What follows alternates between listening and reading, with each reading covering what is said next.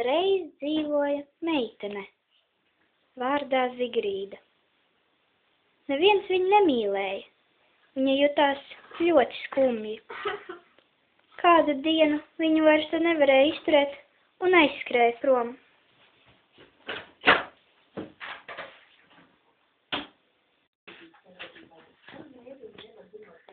Viņa nostājās pie tiltiņa un gauži raudāja. Tad atnāca Marija.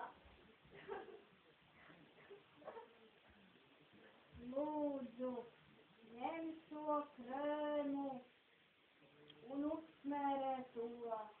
Tad tu kļūsi skaista. Paldies tev, Marija, tu kungs, paldies! Un uzskrien mājās.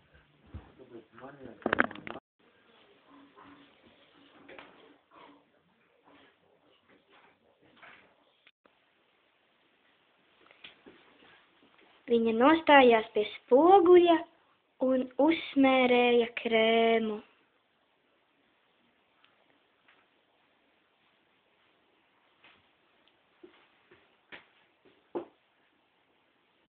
Pēc dažām sekundēm